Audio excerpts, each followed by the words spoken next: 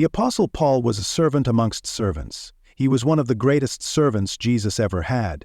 He shares the secret of his servant's heart in 1 Corinthians 9:19-23. He states, "For though I am free from all men, I have made myself a slave to all, so that I may win more. To the Jews I became as a Jew, so that I might win Jews. To those who are under the law, as under the law, though not being myself under the law, so that I might win those who are under the law.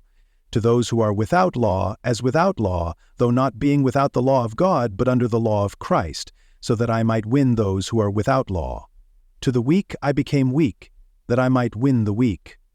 I have become all things to all men, so that I may by all means save some. I do all things for the sake of the gospel, so that I may become a fellow partaker of it." First, notice that Paul mentions becoming a slave to all. This is deeper and richer than being a servant, as servants had some rights, but slaves had none.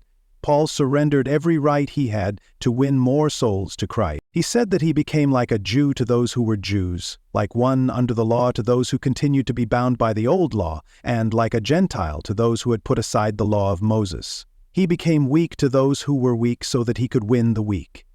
One thing, though, he never compromised the will of God as revealed in his word. Paul was adamant about never misrepresenting the truth of Christ. Even if doing so would have made his life easier at times, most of us will rarely encounter Jews in this life, nor are we likely to discover those who still hold the old law as sacred to God. So, how do we apply the concept of what Paul was saying here to ourselves?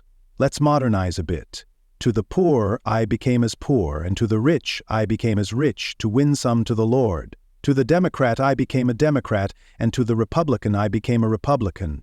To whites I became as white, and to people of color I became as a person of color. I think we can see how difficult it can be to become slaves to all. Wouldn't the world be a fantastic place, though, if we all tried?